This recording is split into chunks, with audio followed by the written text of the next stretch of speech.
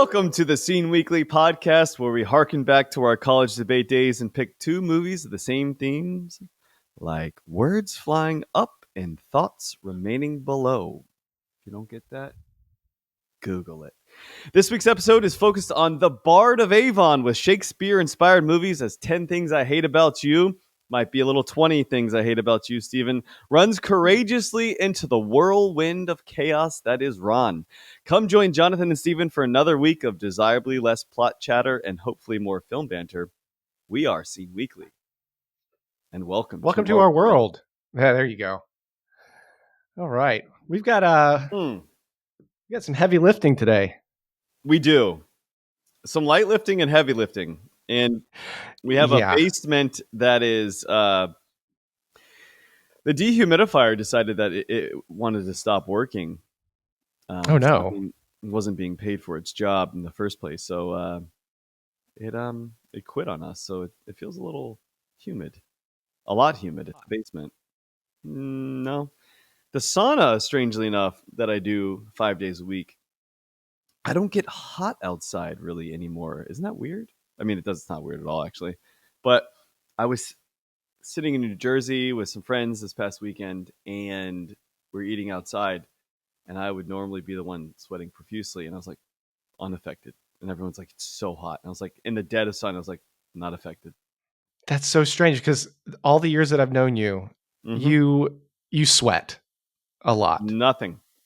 Even after eating, I put on a sweatshirt. People were like, what's wrong with you? I don't know. It's just, it's probably a combination of losing like 15 pounds and then the sauna. You have nothing left to sweat. There's just nothing there.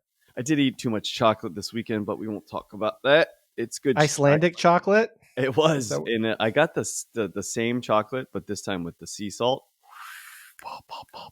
Man, sea salt and dark chocolate is a combination like Stephen in England and strip clubs.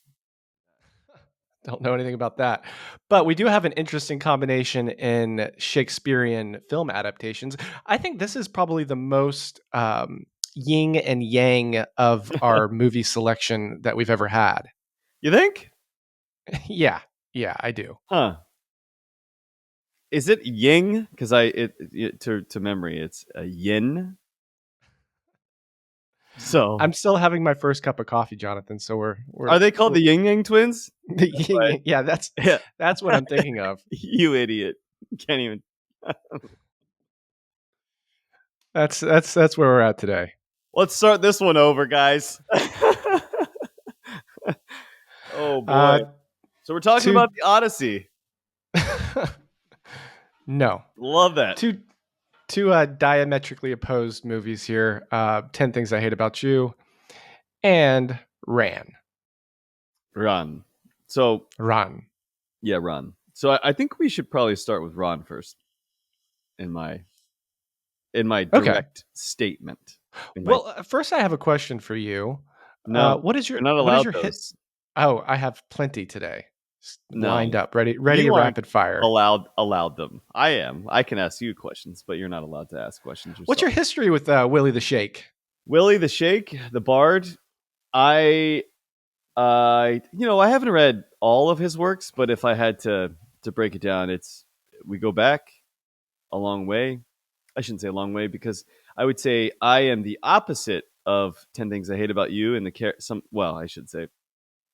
We'll get into that in a second, but I was not very well versed in high school, with that being said. But then as an English major, you may or may not have encountered this Billy once or twice. So I probably have read close to, if I had to put a number on it, it'd be 90% plus of oh wow, including all his sonnets. Yeah, I've definitely read all of his sonnets. But it's been a while since I've read anything. I think there's like 154 sonnets that he put out. Yeah. It's a lot. I have a favorite, and we'll get to now. Okay, we'll get there. But I've read it pretty much everything, and that goes to also doing podcasts that are film related on the themes that Shakespeare inspired. So that's it goes pretty deep, I would say. And then Yeah. secondly, it also goes to plays that were derived and inspired by Shakespeare's words and ideas. Hence, Sleep No More, which I love to death. I've seen it 3 times. But what about you? Uh, I'm not as well versed with all of the readings of Shakespeare as you are, but it's one of those things that every kid in elementary school and high school or whatever gets introduced to Shakespeare in some way or another. Um, I remember I was my kind of like Juliet. real first introduction was in a play, A Midsummer Night's Dream, Mm, um, normal, and yeah. yeah, pretty normal. Yeah. Um, and then yeah, I mean here and there a little bit in English classes and things like that, but not so deep versed. So I'm coming at this a little bit more. You're more nuanced. I'm more new to this. Oh, I feel like this is the last time I read Shakespeare was I mean, it's been a long time. So long that I mean, I know the Macbeth story, but oh boy. I was like going through a list of Shakespeare's works and I was like, I don't actually remember this well. Like pretty much everything but Macbeth. And then the sonnet. And I was like, I don't yeah, not much like comes to immediate mind. So I think if I were to reread and rewatch the works of everything, Othello, I think I've seen too many times and read too many times for it to go over my head, I guess too. But other than that, like yeah, Shakespeare's a new read to me as well. Well, why do you think, in your I guess your own opinion here, why do you think Shakespeare has been able to penetrate the culture this long through different works, adaptations, things like that? He never goes away. He's always taught in school, but he's always you know reincarnated in different aspects. Well, I think he's a plurality, the 16 men that were created collectively to create the idea of Shakespeare. That there's that. Oh, you got a conspiracy theory behind this now, huh? Oh, it's not even a conspiracy theory. I mean, large swaths of very hyper intelligent people are describing the fact that Shakespeare never existed. It was just a combination of multiples of people. You don't So it believe was in a that? pseudonym for all these works. Mm-hmm. You don't believe in that? Interesting. I It's not if I don't believe in it. I've never gone down that rabbit hole of trying to learn or understand that. So this is kind of new to me. His voices are so different and distinct between the various plays that people basically have addressed it in that capacity. It couldn't have been one person, right? First of all, he lived a long time, 93 years, I want to say. Didn't he like Serves. die on his birthday? I believe I don't too. know. No idea. 93, 94. Can't remember. I just read a book that was completely unrelated. It's called Mindset Doctor or something or other. And for whatever reason, it was talking about Shakespeare's mindset. I don't know how they would know it. Weren't around then. But anyway, I like Shakespeare. It's fun. You know, I think I like less now. I like his works. Let's just put it that way. They're fun. Okay. Yeah, Yeah. because it ranges from you want some comedy, you want some non-serious stuff. Midsummer Night's Dream, cool.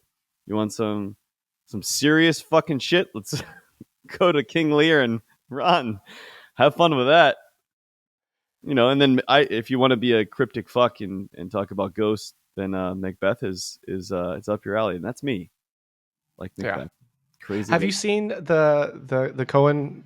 I think it's just Joel Cohen, but his adaptation with Denzel Macbeth. I haven't seen any of the new uh, Shakespearean works of any capacity. It is fantastic. Highly recommend. So Watch that. it's like, is it though? Is it worth my time? It is. Yeah. I might have Is to it? choose that as a for you film one day just to make you watch it. I'm gonna choose a fuck you film then too. You got 20 things you hate about me. You're gonna give me a fuck me film. What's going on here? Well, I'm Or- just saying, I would prefer if you would. I mean, they are for you films. For me, you do you. So it's been a while since. When's the last time you actually read Shakespeare, like properly read, not just watched a film that's been adapted from the works of whatever it might have been? And what's the last like time you actually sat and read something, and not a sonnet. Can't be a sonnet because that was I probably mean, today. it would have been when I was in school. Uh, Yeah, I don't have like a just a King Lear book laying around. It's just taking on eh, flights here and there.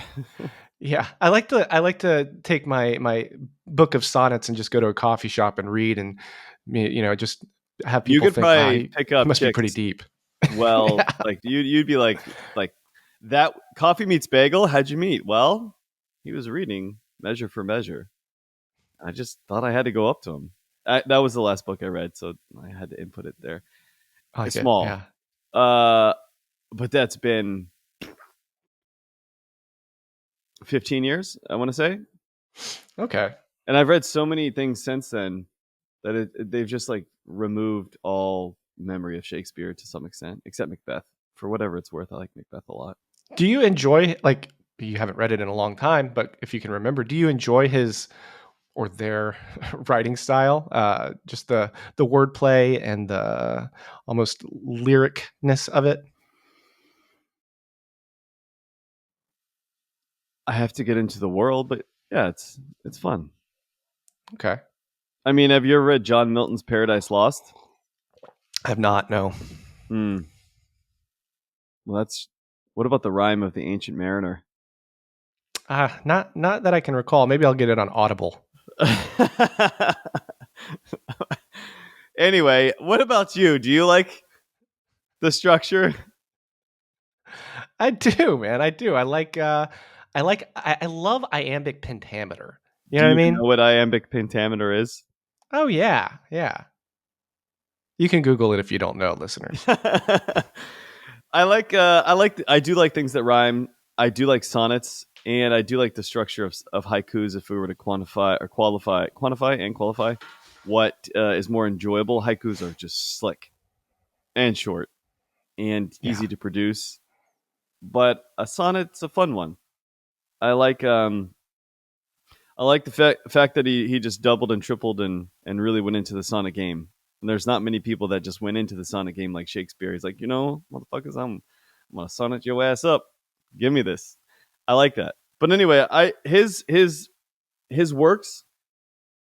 If you were to do a top five of like the collective mass appeal of Shakespeare, those top five in terms of like the Othello and race relations, that talking about like late Macbeth and just like familial ties and also like just ghostly, crazy shit getting into your head, and also probably some mental illness, of course. And then like King Lear, just the construction of societies, and I'm broadening the definition of King Lear here to the more so to run, but the deconstruction of societies and families and what that looks like in power struggles when people are retiring or people like going away, and then it's their time to conquer the world, and human nature and what we actually do and don't do is take care of your family. But and then Hamlet, of course, which is really deeply, it's been a long time since I read or I don't even know, is there a substantive work in Hamlet? um but I love the fact of dealing with death and how individuals deal with death, as you know. I like to think about it. And I'd have to go back and read that again, to be honest with you, because I know that I remember it as being very touching. Um, the Sun. But anyway, the top five are very powerful works, honestly. And Shakespeare does exist, him, they, for a reason, and that's why he's been here for such a long period of time. He was able to write very things that tie to human nature, and then I have those human nature items haven't changed in our own personalities as a whole. It doesn't yeah. appear Human that they're nature ever doesn't. going to change. Human nature doesn't change too much over the centuries. I mean, we still have lust, greed, ambition, envy, Yeah, strife, all of those things. So our brains are pretty simple, I think. yeah, but So yeah, let's get into it. Shakespeare. I don't know how we got to Shakespeare. We pitch other ideas all the time, but Shakespeare was on our list of original ideas. I believe. I think it was your creation, yeah, and you have. Anytime we have a debate on what's gonna happen next week. It's just like Shakespeare, Shakespeare. You guys have like a bullhorn with your voice behind it. I feel like you had a rap. If I don't speak up, it'll just get buried into the 88th episode. Like we got to get it now. Yeah, so this is 25, and I don't know if you want to go into this now, in terms of golden awards, but we can go into it later if we Yeah, well, I just mean, I prompted. think we can kind of hash it out a little bit more, but this Sure, is going to Bob. be the end of season 1. We're going to do 25 episodes a season, and this is going to be kind of our last foray into the way that we rank and rate, I guess, our No, movies. we are going to rate our movies. We're not going to rate them in the way that we rate now, in the sense of Correct. like going line by line into the details. We're going to give you a score each, and basically move on with our lives and give you the high and low lights. So it's going to be all of 12 seconds. And you guys, nobody's there except the lady that hates on us. Nobody's there to the end anyway. And I don't think it's a pedantic detail that nobody really wants to begin with. We'll give you our scores. You can find them soon to be a website. And then we'll move on with our merry lives. But what we don't know what we're going to call it. But for now, what do you want to? Do you want We're going to give to? an awards for each season. So after 25 episodes, we're going to do the Golden Glasses Award, and we're going to Golden give glasses? I'm glad you're finally wearing them now. You got the hint last week. yeah. The Golden Glasses Awards. So we're gonna have 25 episodes where we rank, and we haven't yet decided on the categories, but I think we're gonna get a little cute with it, if you will. Thank Best you. actor, best actress. We're gonna go into cinematography, audio, sound, whatever it might be, editing. We'll come up with some ideas. This isn't gonna be at the MTV Music Awards, I would say, or I guess movie awards, but we will get a little You want cute, to do best kiss? a No little best cute, kiss? I guess. That would mean 25. I'm sure we could do best kiss. I think that every like 4 times that we do this, we should have it. We're gonna have awards. We're gonna make Golden Glasses awards and send them to each individual that actually wins, which is gonna be a lot of fun. And each season is going to be representative of 25 episodes for which we actually rank um, each of what we like the most. This is not going to be the Razzies. I don't want to shit on anyone, so it's just going to be the best of the best. It's not going to be the worst of the worst. And we'll see how the first one goes. But it's going to be a separate episode where we just cover and clip. And good luck editing all of this, by the way, if you're going to actually capture clips of us talking about these original works, which is going to be a lot. That's going to be more than 3 to 4 hours a week. But anyway, good idea. It was all Steven's idea. I love it. So it'd be fun Cool. time. Season 1 here. That's we're putting a nice little bow on it. So At what the are we end of going to call this. season one? Oh Are we gosh. going to label these items, or just season one, season two? I think we should, like, how they had the original like UFC cards, like season one, The Reckoning, season two, like sophomore slump, like the guy in the 1990s who like introduced like all the trailers. I Yeah. forget Yeah. what his Yeah. name is, but I feel like we should have like cheesy titles to them. Oh, I can definitely come up with a few of those. We'll bounce those off the board here. But anyway, we're doing Shakespeare this week, so very excited. Ron, very, very, very different. And Kurosawa was just generally different across the board than 10 Things I Hate About You. But 10 Things I Hate About You, I adore. As I said last week, I did not want to give this one up. I love Heath Ledger in this and Julia Stiles, and I pretty much love everything to a T. I even love getting off on your movie at the moment, but I even love to a T just Tacoma and the Seattle around like surrounding area. Every single movie that, or in Vancouver, for example, like every single movie that is pictured there or set there, every time I'm like, where is this? And I was like, I know this is in like that area, and I have to find it, and then I have to look up like the high school, for example. I do it every single That's a time. real high school.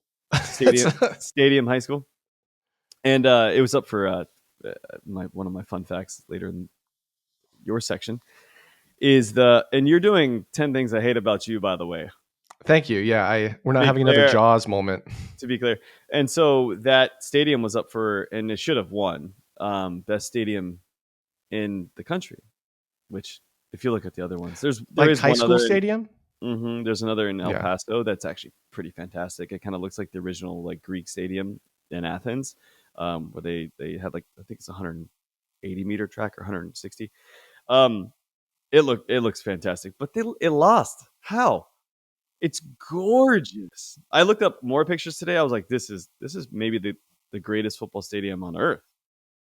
But anyway, but I'm excited. We got to delve into Shakespeare, and why don't I give a little background on Run, because I think this is where we go. So Run, Akira Kurosawa. If you've never seen, doesn't matter what you choose. Just feel free to open up his repertoire. Sometimes his works are a little hard to find. You have to watch it subtitled. If I think he has one. This is maybe the first. I don't know if the only that's been dubbed movie, but you shouldn't be watching Which way did you dubbed watch it? movies. Just curious.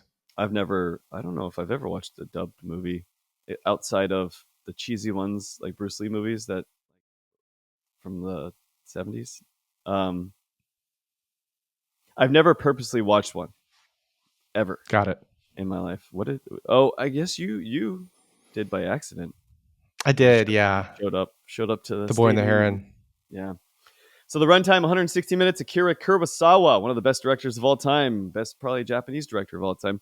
1985. Interestingly enough, I for some reason looking this up, I was like, it's got to be from the 70s, right? And I was like, 85. Wow, that's interesting. I thought it was going to be a little earlier than that for a variety of reasons. Rated R, drama. You can insert any which way into that genre as well. 96% on Rotten Tomatoes, 12 million budget, 19 box office. But it is it's very directly based on King Lear, and not to get into the actual history of how this came about, but Kurosawa had the idea of basically creating a familial drama, and this time with boys instead of girls. King Lear is based upon sisters and not brothers, and essentially he had this idea for more than 20 years of just trying to create it, which I love, where writers, like whatever you might be, you're a film director, you just have this idea in the back of your head, but it's going to take a long period of time to think out and storyboard, because as Kurosawa he was losing his vision, and he lost his vision pretty much almost entirely on this movie, and he was 75, I believe. Um, the storyboards became very useful for the people that actually were trying to frame the picture. But the background is this: at the age of 70, after years of consolidating his empire, the great lord, I don't know how to say his name, Hidetora. So he actually he's a combination of characters, but it's based on King Lear from Shakespeare. Decides that he wants to abdicate very suddenly. I will add, abdicate and divide his domain amongst his three sons. And he's doing this live with his three sons, with very important people present. And the eldest is going to rule, allegedly. Jiro is his second son, and Saburo, will take command of the second and third castles, but are expected to obey and support their elder brother. Saburo defies the pledge of obedience and is banished. That is putting it lightly. Like, I don't know how else to say it. But I will say, if you, and it's kind of similar to the question I asked in reference to our animation episode, like if you were in the situation, Taro, and you're next in command, Steven, what do you do in that situation? Like, what do you think your response would be if your father is like, all right, guys, this is it for me, out of nowhere, and sitting on a little hillside, floating feathers possibly of chickens nearby, and grass moving nicely and elegantly in the wind. What do you do in that situation? I mean, He's he's like, still retaining his title. Not necessarily. He's giving up his power, but he's retaining his title, and he's going to just spend the rest of his life of what he wants to do is just be, going to castle, visiting his sons. that Um, seems reasonable, does it Seems not? very reasonable, You're giving but up the most important part. But what do you do? I mean, gosh, I've never had to rule over feudal lands in Japan. Gee golly But if gosh, guys. but if twist my arm, if I was given the choice, I'd have to, if I was first in line for a son, you got to kind of have to consolidate your power, right? You don't I, want other people coming for your power. I would imagine if I were providing my power I would delineate it between the three sons. It would be kind of like splitting up between like seven Horcruxes. No, you would, Yeah. you take your powers and disperse them evenly as best as you can. And but by doing that, you'd have to have an extreme faith in those sons of yours to do what's right. Because if one mixes and mashes with some foxy ladies, if you will, you may have some trouble on your hands. My goodness. Yeah, and uh, how do you say his name? Hiroto. Yeah, He we're gonna spent his butcher whole. everything. I know we're gonna butcher these Japanese names. Sorry about that, but he spent his whole life basically terrorizing the land and gathering these castles and displacing families, killing families, and it's just Maiming people. maiming people, God. all of these things. Um, and there's factions of those people that are now, you know, part of the family, and they never forget. And that's clear as day. You know, if it's interesting in the chicken and the egg here to some extent, like if they were to watch a film such that would be called Ron before Ron existed about a family that, you know, the abdication of a throne, they probably would have chosen their things a little differently. But the funny thing about humanity is we like to repeat ourselves in pretty much every way, shape, or form. We know that war happens, last century, but you know what we're gonna do again? We're gonna go to war. It's just we never really learn from our mistakes. We always think it's gonna be different. It goes back to my like guy I used to work with. When anyone would go to get married, he was in a miserable marriage himself, and he would be like, "It's gonna be different for you," and say it with a smile. It's like that. I just think we like to repeat ourselves as human beings, and that's why Shakespeare really works and continues to work, and probably will continue to work until AI, some way, shape, or form, subverts our emotions and feelings a little bit, so we're a little less human and a little less boring. That's pretty much the only way I see this existing. But I mean, I'm gonna flip the question back to me. yeah, I think if I'm a son, you got to know people are coming at you, right? Like the abdication of the throne, the dude was like mad aggressive. You are a part of that to some extent, so there is going to be some quarreling, but you can't go against your dad.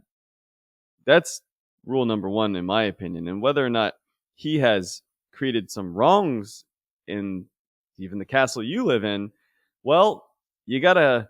I'm not saying to continue the wrongs and continuing the plotting around and murdering people and taking what they have.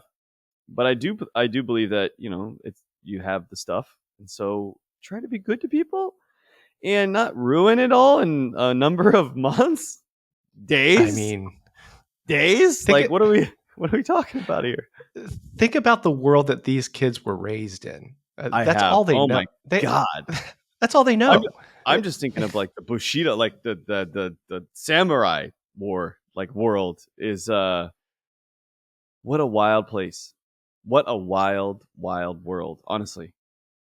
That Yeah, it's and the customs and etiquette in Japanese culture is so different than anything that Westerners are used to. Um, so like seeing this movie is like almost just opening your eyes to this totally, you know, different lifestyle structure mindset. Like the idea of what is it, Sudoku, yeah, yeah. Where where you you fall on your sword, kill yourself. That's it's have brutal. you have you ever thought about that? I mean, I thought Oh, about it watching this movie. you don't think about death. That's right. I've thought about that, being like, I've my family has disowned me. I've gone down the whole path, being like, okay, I've got the sword. I literally am going to impale myself. Can I do it? And I'm like, that's so. It's not can I do it for them. For me, I'm talking about like just thinking about it rationally. For them being in Japanese culture, it's just like I have to do this. This is the way it is. But for me, it's pretty fucking intense. Pretty It's not intense. a One quick. of them. It's not a quick death either. Well, you can go through the heart. Yeah, I guess. But Could still, you what if imagine? you miss? it's a Monty Python skit then. That's true. That's what you got there. It's so intense. I you know self emulation, might be better, or it might be worse, to be honest with you. I mean, just setting yourself on fire. No I don't know. thanks. Hard pass. Yeah. Again, that's why I go back to, like tying a nice rock to my foot, swimming like down as far as possible, and I'm like, this seems like a good way to go, right? Like sword through my heart, and then I miss. Oh, good lord! I'm gonna Shot I'm to gonna the heart, but you're too late, baby. You gave. I'm gonna try this thing called old age. That's what I want to do. Have you seen someone die of old age ever, in front of you? Like Uh, either dying and like for an extended period of time, or just like dead. It is not not pretty, man. It's not pretty. It's not what you think. okay. Or maybe I don't know what you think, but it's Yeah, not pretty. Yeah, it's gruesome. just And you wake squeezing up, every pimples. little ounce of life. No, Yeah, no, no.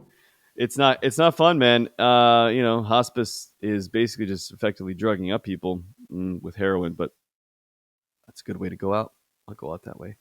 So anyway, yeah, death is no good, but killing yourself by your own hand via a samurai sword, respectable. In What if you can't find a sword nearby? What if you're just searching for one? Arrows, arrows on fire flying all you gotta around you you. gotta turn the bow around. You like hit your neck, it just like start lightly bleeding. I felt Oh so my, bad for him. it'd be tough, man. It'd be really tough. But you know who you would be? You'd be the jester. I think you'd be I a was good thinking about that. He had some of the wisest things said in the movie. he she. So yeah, so thank you. Appreciate that. Very popular transvestite that I read. Oh, really? I didn't know that actually. Yeah, but that's who I would want to be. Like 100%. Just like Just there to make the king laugh and you get all of, well, first of all, I have heard, I don't know, of this world that was created by Kurosawa, but in my opinion that's who I would want to be, because like, if you don't make the king laugh, is off with his head, like what happens then? I don't want to be there. But that's a quick death. Off with your head, quick that's a death. quick death. Yeah. You think about your jokes very wisely. You'd be making fun of, like, somebody who's not that important. You'd be like, I'm gonna really dig on that guy today. You better come to the chicken feast.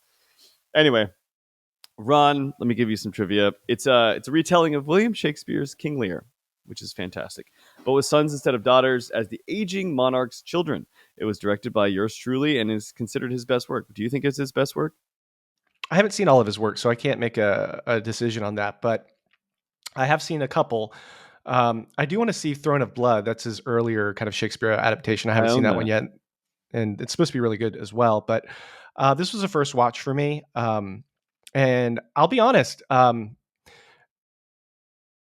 first 30, 40 minutes, it was hard for me to get through just because there was a lot of like just setup, world building, not much happening. Yeah, yeah, Um, beautiful, beautiful to watch, but yeah, I was just like, okay, what's happening? Where yeah, are we yeah. going with this? But then once the attack on the first castle came, it was just fucking lights out after that. Yeah, you like blockbusters, like Independence Day. You need things to be, kind of neatly packaged for you. No, no, I'm not saying To that. Not saying No, but that. I would say it's the best representation of any Shakespearean piece compared to any film or play that there is. And I mean that in the exact same way that you said, because if you actually read Shakespeare's works, they take a long time to also build worlds and get into. And I think this is the, like, almost to a T replication. It's 2 hours. It's a long story, but it's a Shakespeare story. They take a bit to get into for a reason. Rome was not built in a day, Stephen. I understand that Independence Day was, but at sometimes they Then take it a was little bit to get in. destroyed. They get a little used to, but yeah. So Ron means chaos, which, boy, is this film chaotic. and the story generally across the board is chaotic. It's a man who's losing his or lost his mind, and not only abdicating his throne, but the craziness that actually happens throughout. But I love the craziness that was happening like behind the camera. Like Kurosawa lost his eyesight, deteriorated. Like he storyboarded over a long period of time. He had everything planned out, like drawn out to a T, every shot. So I didn't that know that.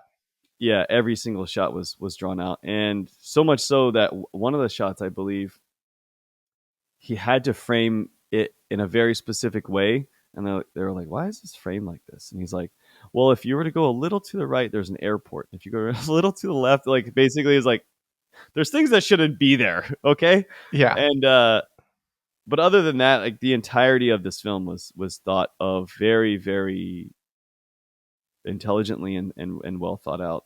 But I can't imagine the time spent doing that. And it saved his ass ultimately because his eyesight was going. Well, if the title means chaos, the directing is nothing but like it. Everything Yeah. felt really meticulous, from the costume design to the sets to the set pieces. It was, master master filmmaking.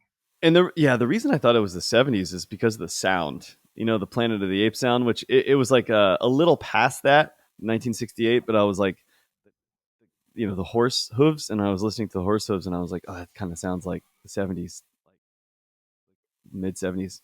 It was 85. I'll always say it. I think I actually like the sound of that 20-year section more than I do the sound now. And I know Yeah. that it's not as good, and I know that doesn't sound as good, but for whatever it's worth, it's more of a how do I explain it? More of like a knockout punch to me than like getting just a jab. I don't know if that even makes what even sense. It's more of like a punch. It's punchy. It lands better for you. Yeah, and I will say this about the movie itself. Kurosawa, he was always asked throughout his career what his favorite movie was, like that he had done, and his reply was always the next one until Ah. until this one came out.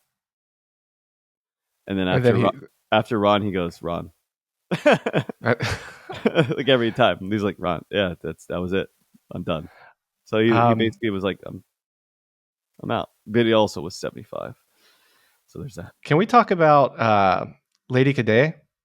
Sure. Yeah. What about her? Uh, Fucking fantastic. I mean, when she's on screen, Yeah. especially this, like the couple of scenes where she's alone with Iro, she's Yeah. sliding the doors, laughing her head off, and basically threatening him, Yeah. and then licking his blood, and then making out with him. It's incredible. Um, and then the other scene, because she's basically without a husband, right? Yeah. And she's trying to get with Iro, but he is married to another lady, and she wants her head. Boy, does she? Yeah, it's interesting. I mean, she's the foxy lady. She is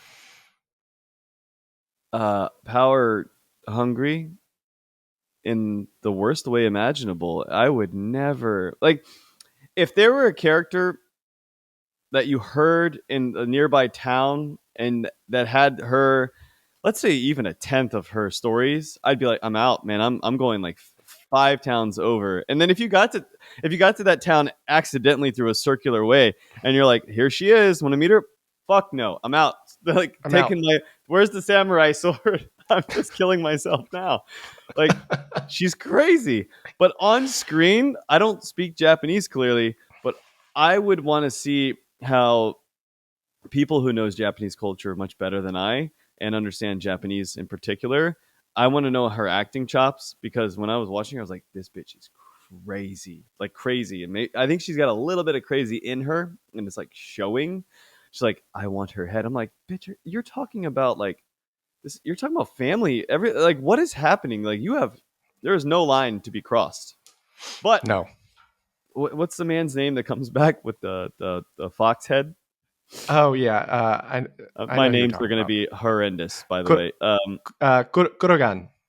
Yeah, so he comes back, but that dude, the balls of steel, or idiocy. But I liked her too, and And he in a just way, tells the story like it's fact. Hey, there's these women out there that are actually transforming into wolves. but he's Yeah, like, this one, this one right here. Yeah, they appeared as women and they have foxing, cunning like abilities. This bitch, she's crazy. She's nuts. You better get away. Don't do it. Stay with your wife. Stay with your. Not this one. This is not the one. That's what he's basically trying to say. But a stone sculpt. Where did he get the stone sculpture from of the fox? Like, did he chop it off? I had a lot of questions there. It seemed pretty heavy, but it had salt, which good touch by Kurosawa or whoever thought of that. Literally, because before she said come back with Sue's, what's her name? Sue's head, yeah. But and make sure there's salt to keep it make sure there's fresh. salt because she's pretty and wants to keep. What the bitch is crazy, and he comes back with a fox's head, which is in essence the metaphor that we're talking about A now. stone Uh, fox, yeah, stone mind you. fox, and it's got salt all over the place, which she angrily displaces, and he just calmly tells the story of how women are occasionally look are foxes and take up the form of them. This one, this one's crazy. Yeah, she was wild, dude. But I think getting to the very end of this, and I guess we really can't even talk about it much. But like, I, it's funny because like I don't know how long it's been since I've seen this, but like the killing of her, spoiler alert, is Tarantino ripped his Kill Bill from this movie. Had to, Oh, right? absolutely. Like Absolutely. 100%. He saw this and was like, "Oh, we're gonna do that 100 times over." Like I saw it and I was like, I totally forgot that moment, and I was like, "This is outstanding and clear representative of Tarantino." Now, at least in Yeah. Kill Bill, yeah, I mean, it was just sounds and like there all. was no emotion behind it. Quick, like you don't get a last speech or anything like that. You just basically know that her plans were done. She wanted the castle to burn, and then her head was gone. It was Splatter of blood. instantaneous, but so instantaneous that the people watching were like, "That needed to happen." Like 30 minutes ago. I could Like see that. like a Yeah. I could see like a crowded theater just like up, stand up Yeah. applause. Everyone was against her. What's the guy's name from Game of Thrones? I didn't watch much of Game of Thrones. That King Joffrey, King Joffrey, yeah. Yeah, Joffrey. That everybody was against everyone. him too. Yeah, I didn't watch it enough to even know who he was, to be honest with you. But it seemed like everyone hated him. I wasn't, in that realm. Maybe he was just too young for his own role. But I one thing I will say, it was so beautifully shot with like the volcanic sand. I don't even know what to call it, but volcanic soil with the darkness and the smoke just billowing out from pretty much every scene, whether there was like fire or not, and the backdrop of the flags basically being, you know, where even on the castles or on a person, it just was so beautifully and well done. And I know that they only had like 200 horses, I believe, and 1,000 Felt like extras. thousands. Yeah, which they utilized very effectively, to say And the the poor least. stuntmen that Yeah. just had to keep falling off horses. Oh my god, dude! But it was the juxtaposition of the darkness with light. I found extremely attractive. Not many movies really did it this well, and there was no sets. It was just all shot on hills, basically. Unbelievable. And you could see that all the work that went into it by Kurosawa. I mean, he basically poured his life into it. Not to say that other directors don't, but he really put a substantive amount of work into it. And for a director that most of his filmography before was black and white, Yeah, and the colors that he used in this, uh, brilliant, amazing. Like, and they were kind of like muted colors. They weren't that. It wasn't that bright, bright yellow, bright blue. It was like this kind of just a little bit muted. yeah. Um, amazing, amazing One thing I stuff. one thing I really enjoyed. It just reminded me of something like a plot point that like Shakespeare would use is just the use of clouds and how the cloud. I'm just thinking about it now. Top five clouds. Oh, making me laugh. Clear skies. There weren't. It just not even thinking. I didn't even think about that actually, but I liked that the clouds made their scene, like it kind of was like the different scenes almost. Yeah. And at the very end, the clouds were like dispersing. You can kind of see through to see the sky and get to the clear skies. But at the beginning, they were big and billowy, lots of things happening. And it's kind of just the history of the world. But I was curious, do you ever see clouds and faces? Oh yeah. Me and my sister used to play, games of staring at clouds and be like, look, describing this one, what you see, and like I clearly couldn't see what she saw, but she saw what she, and it's like describing a dream to somebody. It's like I don't see what you're talking about here, but good for Yeah, you. but that's a face in a cloud. Face in the cloud. Do you see faces in clouds? Do you see clouds and faces? Oh, like look at somebody's face and I see clouds. That's right. Maybe if they've got bushy eyebrows or something. That's right. They say that's that would probably be a mental illness. It's one of the first indicators. Do you see clouds in a person's face? You may need to go see a doctor. But anyway, I don't think I think everything would fall apart. To be honest with you, if I were at the helm, I think there's so much power to be had there. But I think the three brothers, to put it lightly, really fucked that one up. Even if you're not getting along with your brother, what your father has created is one of the greatest things that you at least know of. And with that being said, you got to continue down that path, and whether that's to kill people as he did and conquer new territory, sure, but like at least you're going to go to the path that's been created for you. And I think they quickly realize they're undoing. Are you writing down something? What is No, happening right now? but I will tell you a couple of things. Uh, One of the best battle sequences I've seen on film, just with the the armies on the hills and the trees, the way that he creates movement with the camera, with the horses and things like that. Um, it was gripping. It was great. Did you like the battle scene? I love the battle scene. I actually the before actually I can't remember the timing of this, but when he was truly abdicating not only his throne but abdicating physically his house when he's walking down the steps, that's one of the best shots and mise en scene that I've ever seen in any movie ever. It was just like with the soldiers and their what they're wearing. Banners. Oh my Yeah. god, their banners are unbelievable, but their outfits. I don't know how much time they actually spent actually producing that. But I know they were handmade, unbelievable.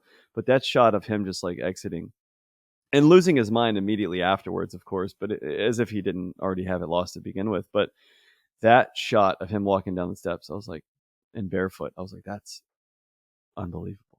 I loved it, and I love the fighting scenes.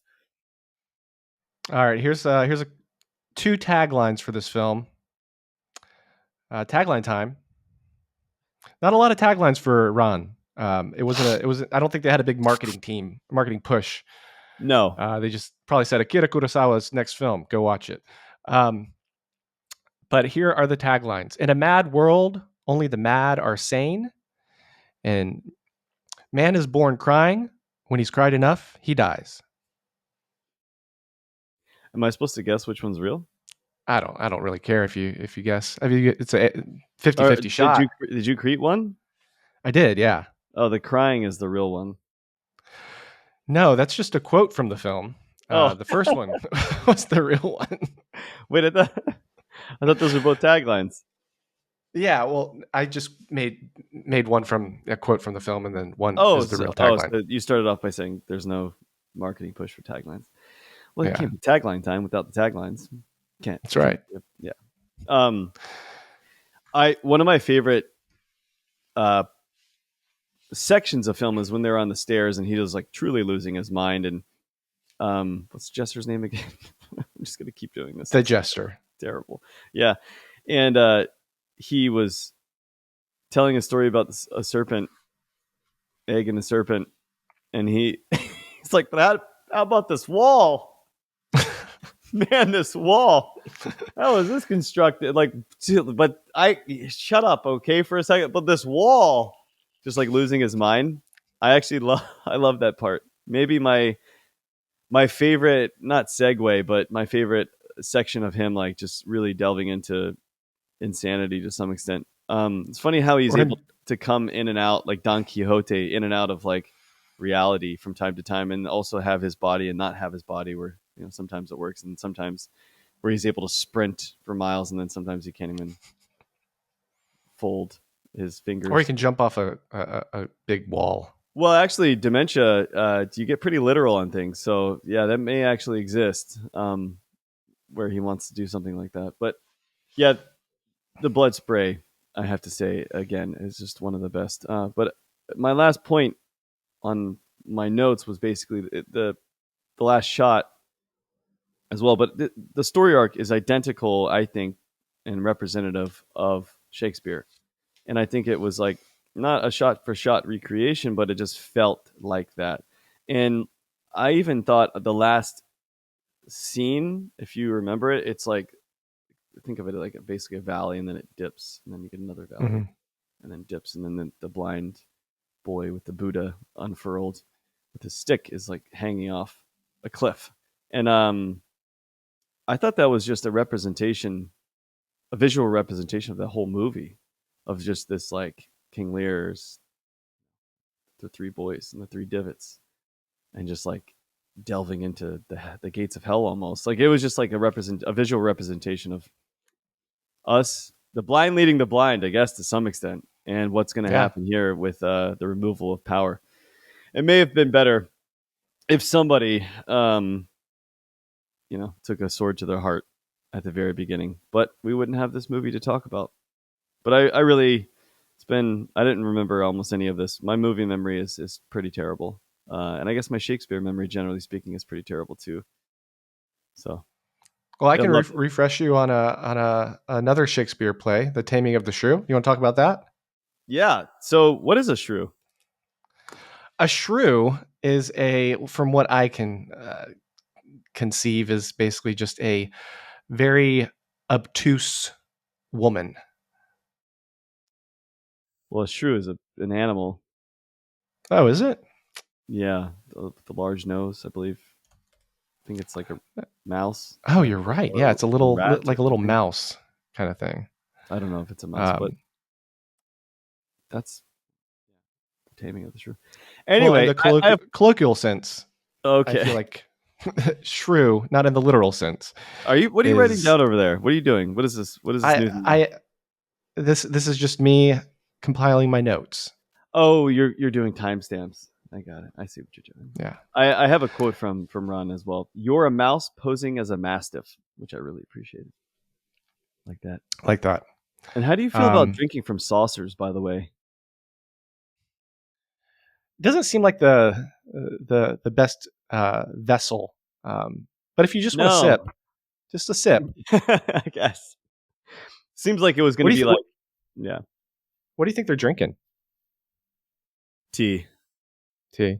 Yeah. Yeah, tea. But yeah, the taming of the shrew, which happens to be a woman. Yes. Not the little animal that you pointed out too, but That would be a very uh, different movie. It'd be like Five Goes West. which I like. I like An American Tail. Um, old Don Bluth. Okay, so we have The Taming of the Shrew. With the film 10 Things I Hate About You. This is a 1999 teen romantic comedy. Um, where were you in 1999? What was going on in your life? I don't know what month did it come out.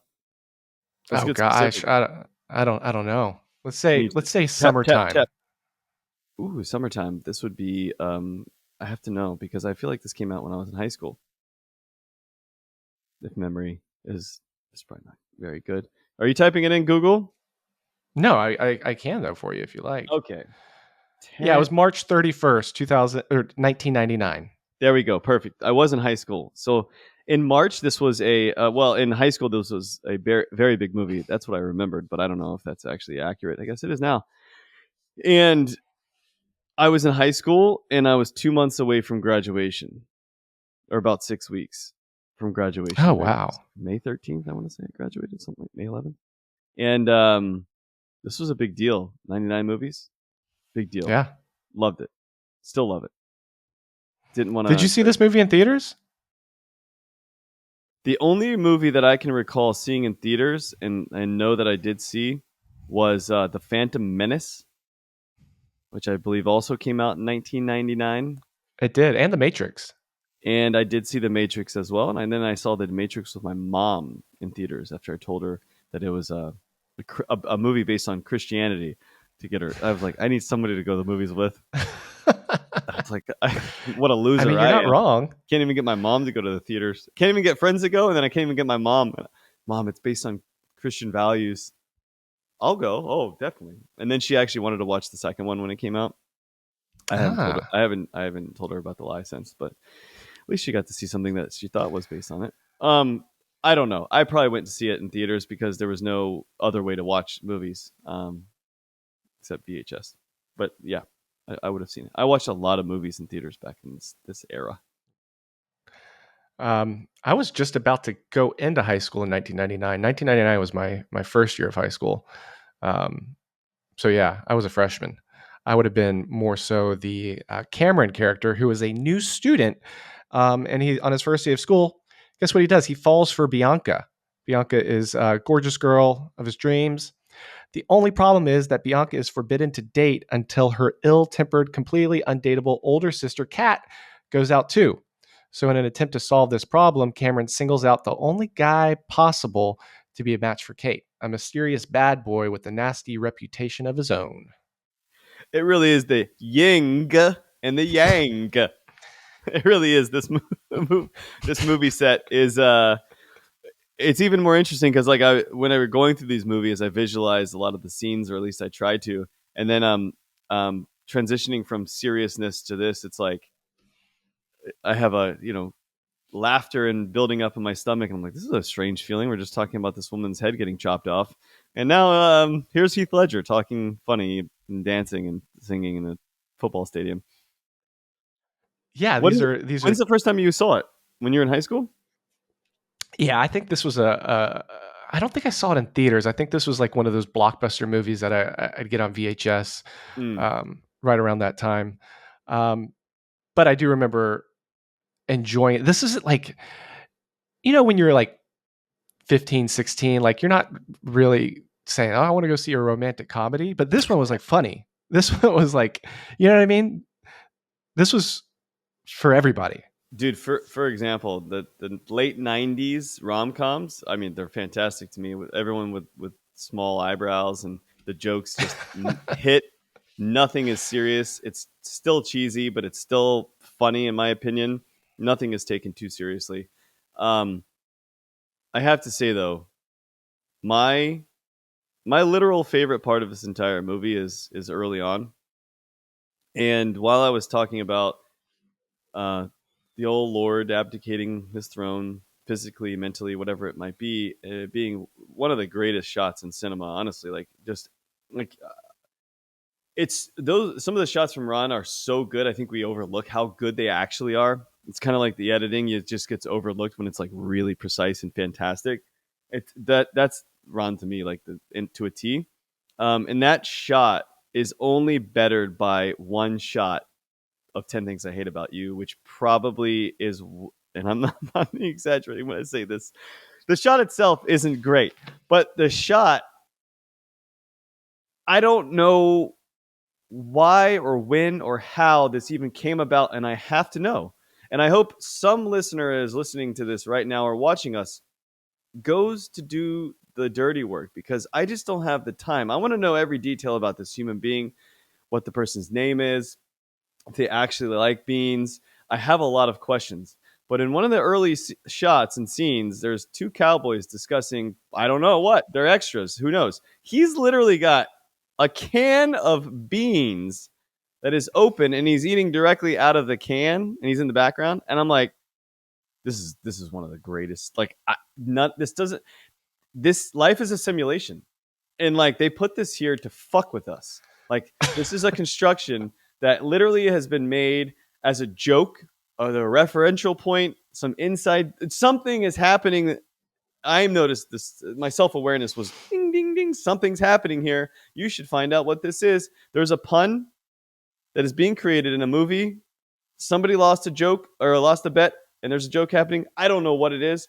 Steven, do you know what that can of beans was doing there? And why was that cowboy eating it? I mean, that's just what cowboys do. I You did. see, God damn it.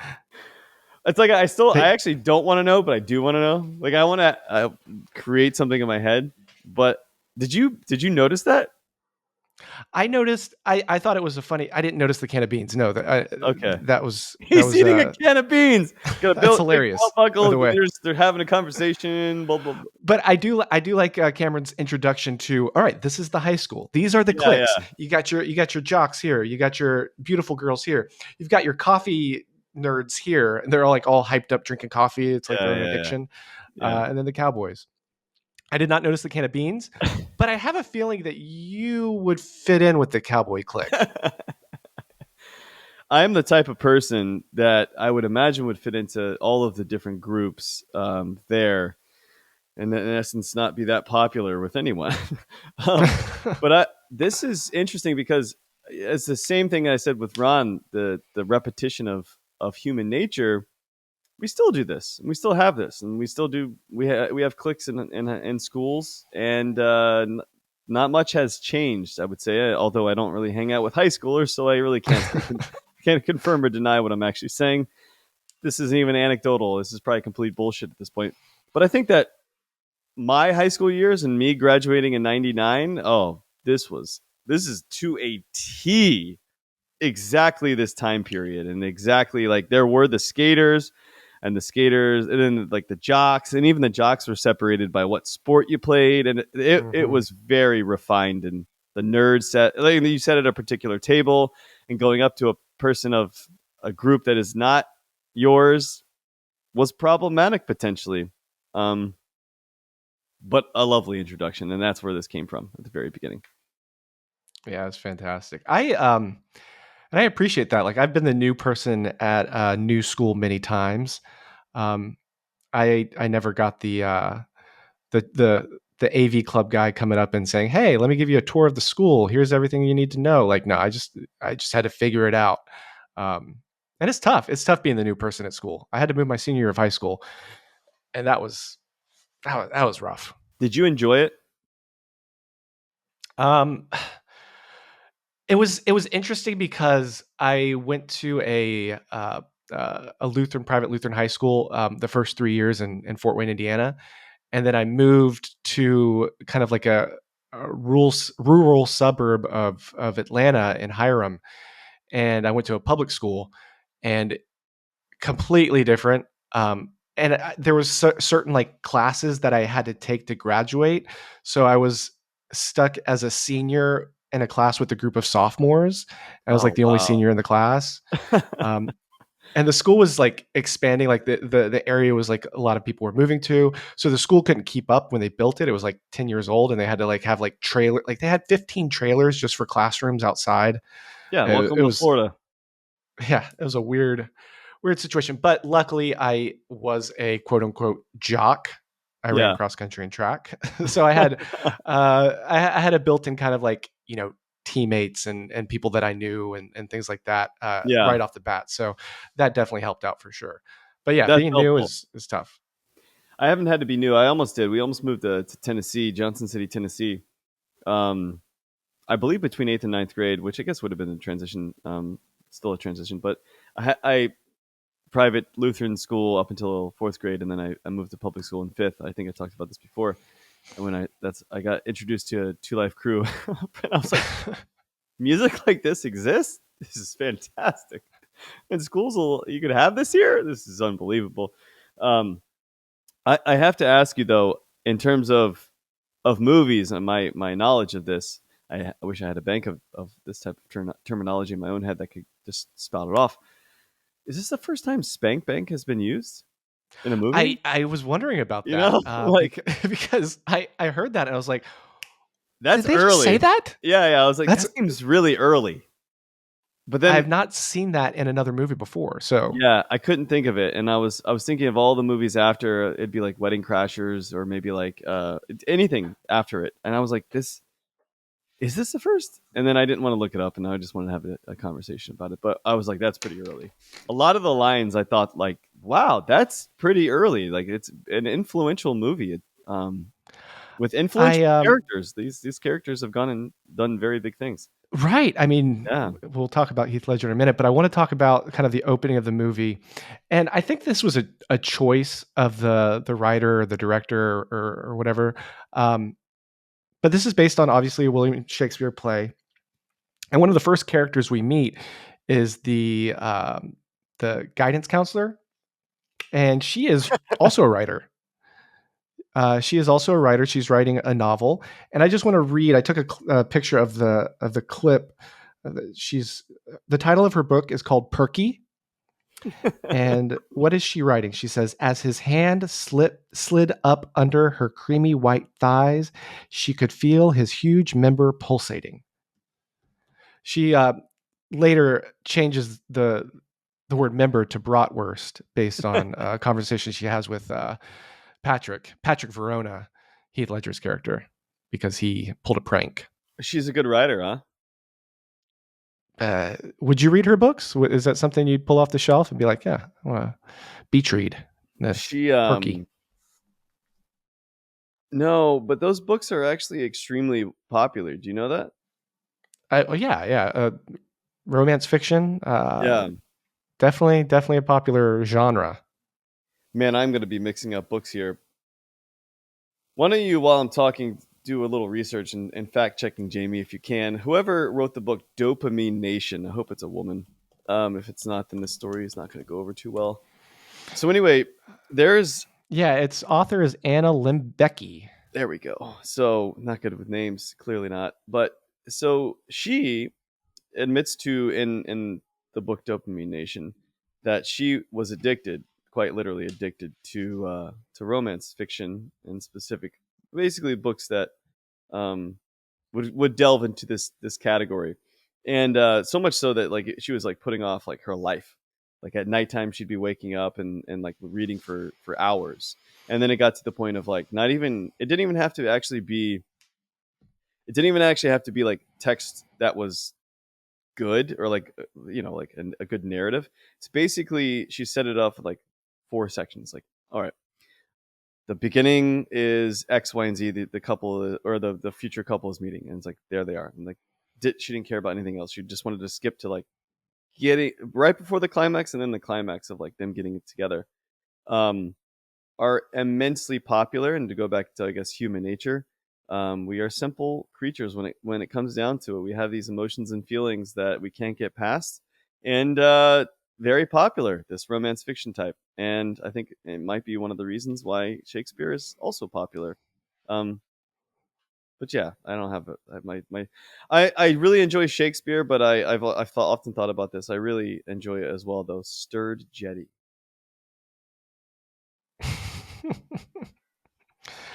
um, do you do you like Heath Ledger as an actor? Is he one Shaken, of your guys? not stirred.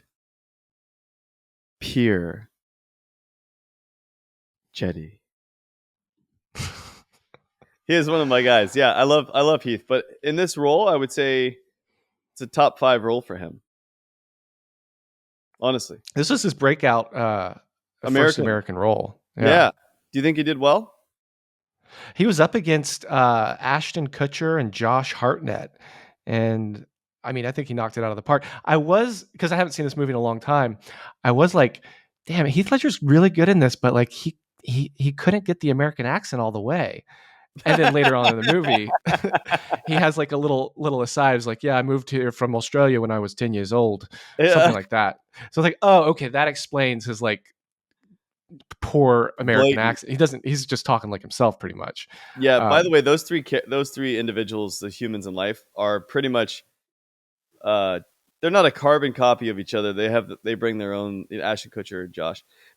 But in that time period, 1999, those are the three guys in this Yeah. for this movie. Those are the three guys. Like who else would you choose? It's like those three guys.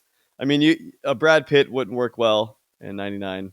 This is like the Fight Club era. Like it's those three dudes. Um, a lot of PMS jokes in this movie though. Like I feel like there was at least six. Interesting. Yeah, Yeah. that's a thing. How simple the jokes were. from time to time. I will say this: Larry Miller is the greatest father, like probably in the '90s. I'd have to look at a list of humans. Larry Miller is the father of the two girls. He is fantastic. There's no mother figure in this movie. Apparently, she left and is not in the picture. But he has to raise these two daughters, Bianca and Kat, and he does so in such a great way. He's a he's a doctor, and he gives he's in the maternity ward, so he has to deal with you know people of all ages getting pregnant, and his biggest fear in life is one of his daughters getting pregnant. So one way to deter this is he has a uh, what did he call it? A baby, the pregnancy baby belly, the baby belly. Is that it? No, empathy belly. Something like that. Yeah, Um, no, it's the empathy and it's belly. and the girls have to put it on every now and then before going out, just to know what it would feel like to be 8 months pregnant. I think it's a pretty intelligent idea, but that's not going to stop anyone. Do you think any high schooler is going to be like, yeah, that empathy belly really was heavy? Do you think that's going to stop them? What they should do is like go through a day in the lives of somebody crying. Like just the dad needs to go like deep, be like 4 a.m. Wah, and then like 4:30. Like that's what needs to happen. And empathy belly, okay, you made me work out for a little bit and have an extra 25 pounds on my chest. But it is funny because it's physically funny. Did you in high school? I had to do this.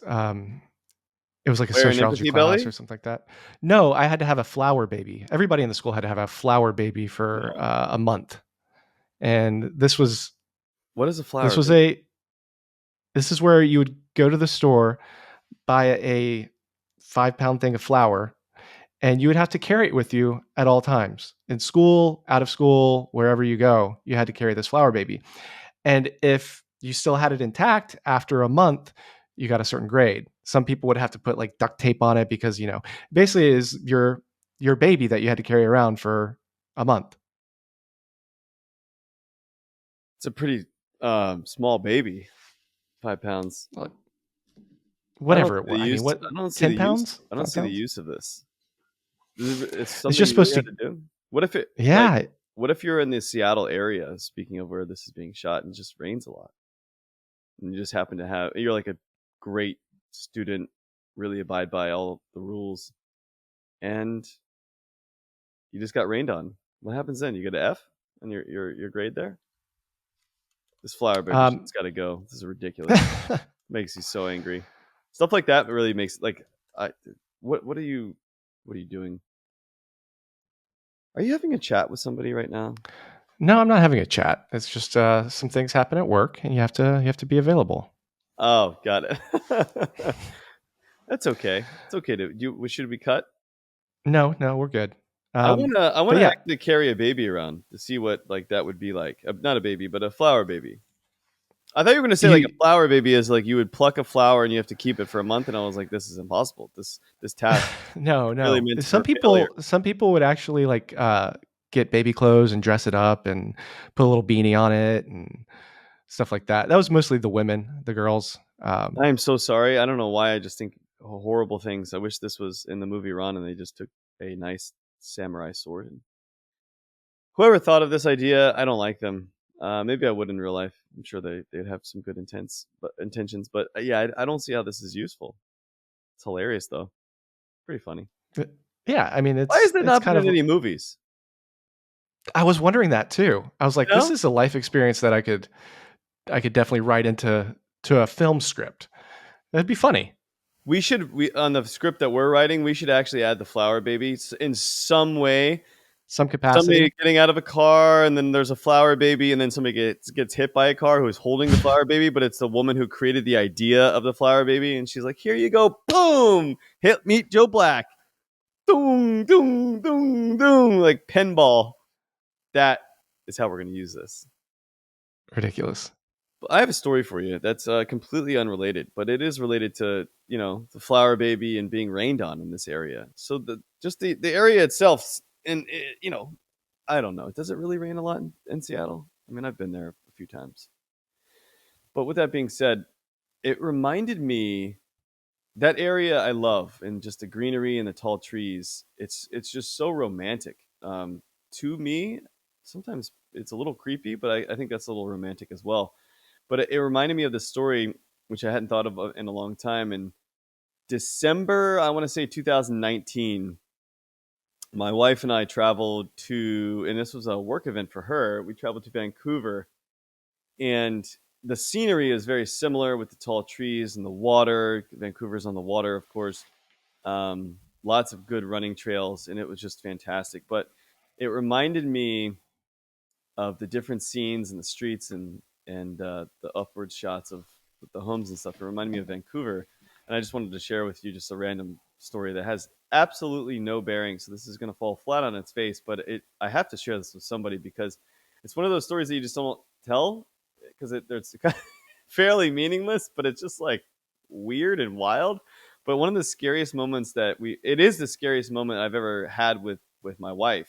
And so we were walking down the street, and our friend Brian Kim, actually told me while in Vancouver, go to this Cambodian restaurant called, strangely enough, it's called Phnom Penh.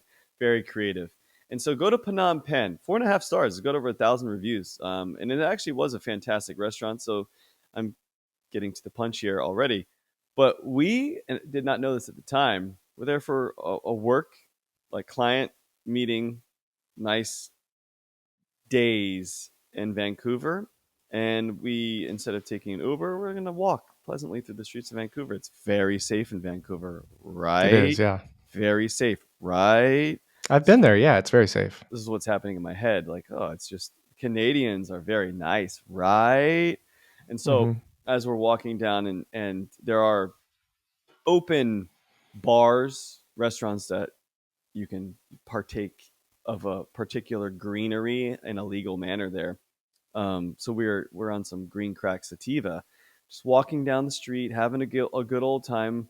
We don't hold hands, but we're next to each other, and I'm like looking down the street, and from afar, I'm like, I'm that type of person that like checks to see where the exits are. I don't know if it's like having a militaristic father and grandfather, but like definitely notice things. Very very understanding of my surroundings.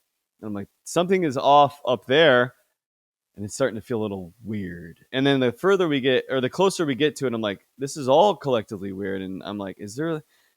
There's like, it seems like five homeless people. And so we cross the street, thinking nothing is going to happen.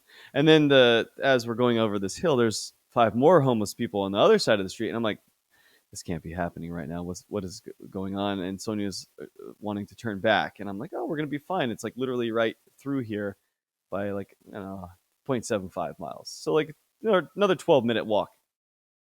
Anyway, East Hastings Street, if you would like to look it up, is where all the crackheads, basically literal crackheads and people shooting up are, and where they hang out and sleep and or not sleep. And we're going directly through them on East Hastings, and I had no idea about this street. And if you look it up, it has its own Wikipedia page. I was so like flummoxed is the word afterwards, and the old wife was not having it, was not very happy afterwards.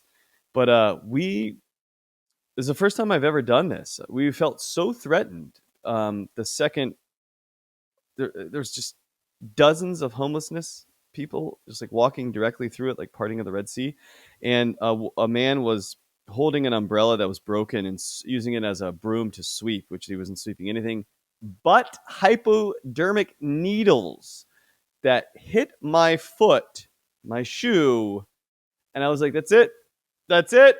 I was like, "That's the moment." I was like, "I'm done." So I grabbed Sonia. We literally started walking down the middle of the street, the middle of the middleest, like with the cherry To on get away top. from that. Yeah. Yeah, to get away from that. And I was like, I will rather be hit by a car. And we did that for another like probably 300 full meters. Cars honking, did not care, safer in the street. But that trip reminded me of the scenery of Vancouver and this scenery as well. Again, I told you this was going to have zero relationship other than I literally Googled what is East Hastings known for, and it's high levels of drug use, homelessness, poverty, crime, mental illness, and sex work. oh So god, yeah, you're it was nighttime. It was intense. I hear they tried to clean it up January of this year when I looked it up again. But it was they spent like $4 million, or maybe it was a lot of money, and displacement didn't work. But anyway, no, it doesn't. have you ever But worn yeah, the empathy belly? have I ever what? Worn the empathy belly, or is it just the flower baby that you had? Just the flower baby. Have been to Vancouver. Never worn an empathy belly. Um, yeah, it's something that definitely would deter me from wanting to get. I wouldn't want to get pregnant. That's for Yeah, sure. I wouldn't want to get pregnant, but it wouldn't be a belly like that. That would probably deter me. I don't think people. It's like a beer belly. Yeah, I don't think kids are thinking. Anyway, I think I've said my bit. Um, Heath Ledger was great. I love the his little "Can't Take My Eyes Off of You" serenade on the Fantastic. bleacher steps. Oh, iconic scene. Yeah, Iconic. fantastic. Even Kat at the house party dancing on the table to what was she dancing to? Some hip hop song. Landed the role of Save the Last Dance actually that day. Yeah. Yeah, Funny enough. But yeah, it's an overall fantastic movie. Love the teacher, Mr. Morgan, I believe. yeah. He doesn't take any shit from anybody. No, Uh, um, I do have some questions about, some of the antics that happen, like flashing a teacher, like that that probably wouldn't go over too well. Um, you think? I think that would be detention right away, or maybe expulsion to some 90s is extent. Yeah, 90s movies is a lot like religion. I think you kind of have to suspend a lot of your disbelief. Yeah, Yeah, yeah, and I like that about 90s movies, like Night at the Roxbury. Like, come on, dude, like it's outrageous. Like some outrageous shit like happened in the 90s, and none of it makes sense. Like small eyebrows. Like, why did that come back? Jinko jeans, for example, that's back too. 90s it was is back. Yeah, crazy, and yeah. oftentimes a bad way. Like sometimes you look back at your this is me talking. Sometimes you look back at your childhood and or like upbringing. You're like, and then that was a lot of fun. And sometimes as well, you're like, I hope that doesn't like don't want that to come back. And 90s movies I really enjoy like thoroughly, and 90s music. They say a particular like that 14, 15-year-old time period is a great time for music to reflect upon. I mean, I never really listened to music. I was forced on Christian music for the longest time. And then when I was a senior, when I got my own car, or I was a junior, and I was able to listen to music then. But the 90s loved um, this era. Didn't like Jinko jeans, with that being said. But I have a quote for you. Larry Miller, the father, was talking, and he was like, talking about just general life and the understanding of life. And he's like, um, you don't know what you want. You're 18, and you won't know what you have until you're 45. Well, and if you do before then, you're too old to use it. And as somebody who's 43, I was like, that motherfucker really kind of nailed it. Like, it's very true. You don't have like a lot of the means necessary to utilize, but it is somewhat true in that quote. And I have one last quote to share, but generally speaking, the movie itself is outstanding, and I wish I could have been the one to do it. I My also, quote that I my quote that I pulled from this film, um, it had me thinking. Had me thinking. what was it? I know you can be overwhelmed, and you could be underwhelmed, but can you ever just be whelmed? Yeah, so that was supposed to be inundated with a dumb quote, but it's actually, I actually liked it. It's good. Yeah, it's great. It's a good question, I think. Um, Some taglines for this movie, if you want to hear some of the taglines. I did want to share my quote, my second, Oh, go ahead. where it seemed like you were baiting me into it, and then you went into your own story. But Cameron is saying she never wanted me. She wanted Joey the whole time. And this is Patrick. Cameron, do you like the girl? This would be me talking. Cameron? Yeah. Patrick? Yeah. And is she worth all this trouble? Cameron? Well, I thought she was. Patrick. Well, she is or she isn't. See, first of all, Joey is not half the man you are. Ruin that part. Secondly, don't ever let anyone tell you or to make you feel like you don't deserve what you want. Go for it, which is kind of the essence of like Clerks, you know? Like Yeah, don't just let go for it. somebody tell you what the fuck you should or should not like or should not do. Just go and live your life as you see fit, which I like. But anyway, taglines. Tag City. Tag taglines, Tag City. Here we go. 10 things I hate about you. They have quite a few number of taglines. Should be good. Um, there are so many different ways to hate. Count them yourself. Romeo, oh Romeo, get out of my face. It's 90s. How do I loathe thee? Let me count the ways. They're spitefully romantic. I pine, I perish. That's it. Those were all real. I didn't come up with a fake one this time because those are just too good. Those are actually pretty good, and they're all very '90s. It's funny. The actual title of this movie was some. It was taken from somebody's real life. The screenwriters, one of the screenwriters, Karen McCullough.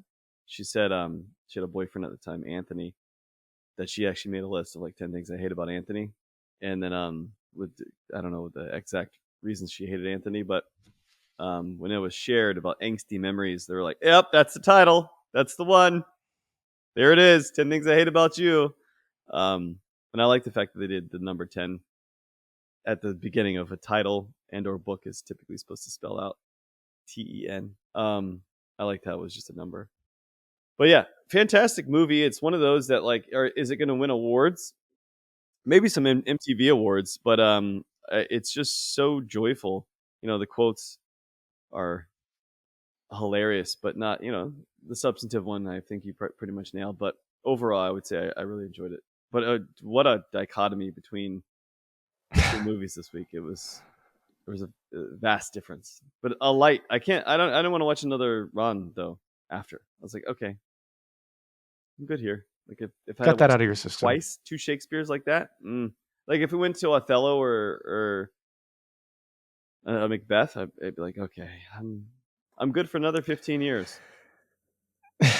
Yeah, I feel the same way on that. I could watch 10 Things I Hate About You in a couple years. Like, put it on. It's a good hangout movie. Hear a little Yeah. bit of Bare Naked Ladies. Oh, It's been dude. 1 week since you looked at me. Yeah. So why don't we go into the scoring, which is going to be a very quick one, and then we'll go into our top fives. Okay, cool. 10 Things I Hate About You. Um, this is one of the better teen rom-coms of all time. I love the breakup performance of Heath Ledger. Love the soundtrack.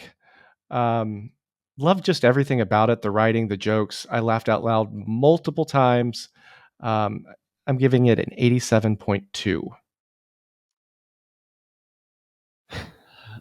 I figured it'd be Independence Day score for you. I I think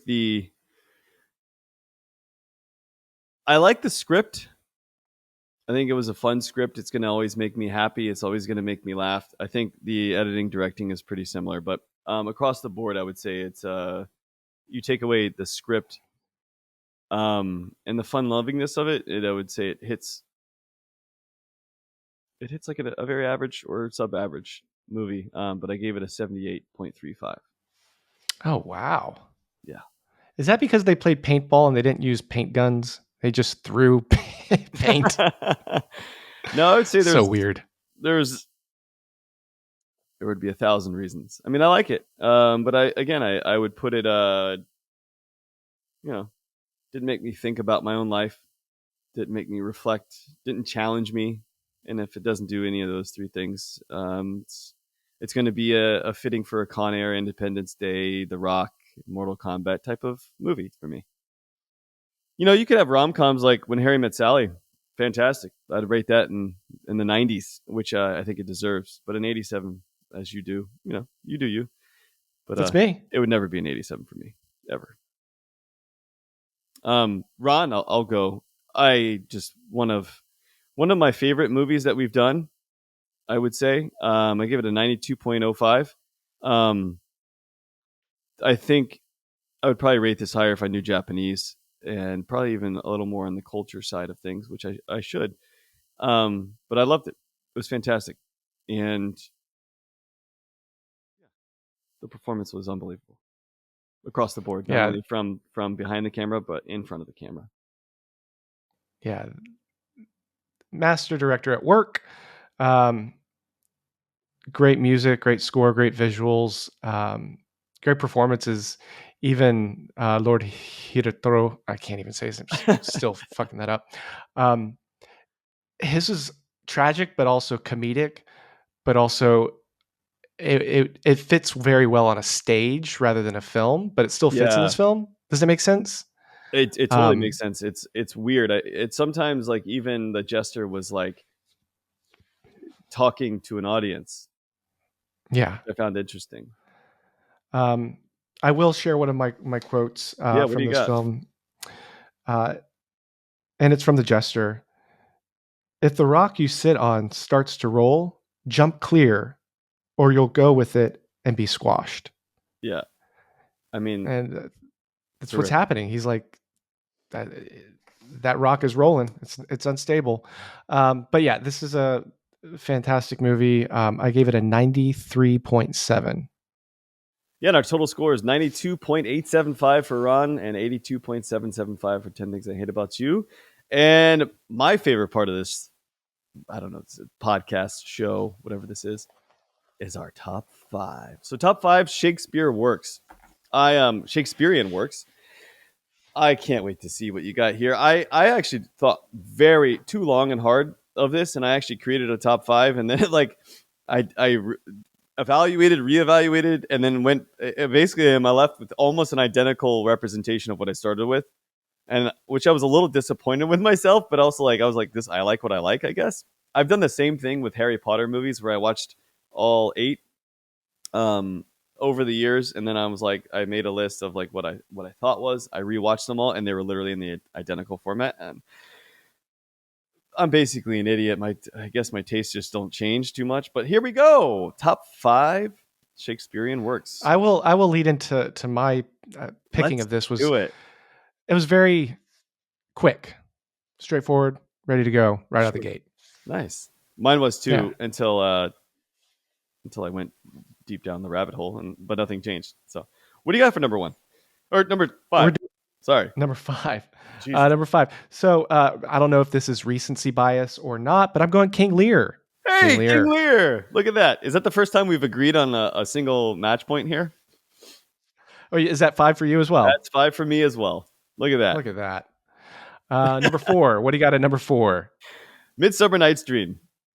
Oh, ding, ding, ding, ding. That's my number four as well.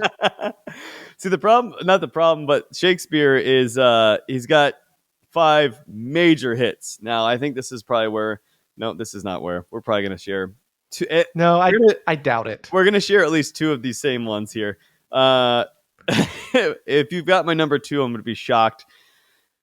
Pleasantly shocked, mind you. Number five, sorry, can't even read for the life of me here. Top three now. My third is Hamlet. Okay, I don't know really much about Hamlet. I don't think I've ever read it, but I did see 10 Things I Hate About You recently, so I'm doing Taming of the Shrew.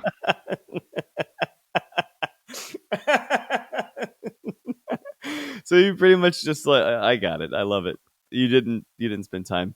My so this was going to be my number one. This actually is my first knee jerk reaction to it, but I have deeply held You do this a lot where you're like, this was strong my number strong one, but strong. I'm putting it number two. No, I have to say like this is my first instinct. This is the difference between your amygdala, basically the reptilian brain and your non-reptilian brain. Basically your instinct versus your rationality. And as Jonathan Haidt would say, like the elephant and the person riding the elephant. That's the difference of what I'm trying to say. There's nuance in what I'm actually saying if you were to pick up on it. So my number two is my gut, and what is my favorite makes me the happiest. But the one is what is a more fulsome story, more thought out, and it's more detailed and intricate. It's a sonnet for number two. So how can that be your number one? Sonnet number 130. Number 2 for Shakespeare. What's That's the the name of that sonnet? Sonnet 130. Oh, cool. It talks about how ugly this bitch is. Basically, you should look it up. This I'm paraphrasing. How ugly this woman is. Like your hair is like chicken wire. Like and Oh, you're I have read that. you Yeah, it's smell great. I you remember that. smell disgusting. You don't smell like a like winter like basically shitting on her for the entirety of it, and then the last thing is like, but I still love you. I still love you. Get over It's here. kind of like the poem 10 Things I Hate About You. It's the same thing. Sure. Yeah. Yeah. That's my number 2. Number two for me is Romeo and Juliet. Romeo and Juliet. Look at that. Tragic love story. Yeah. Can't Yeah. go wrong.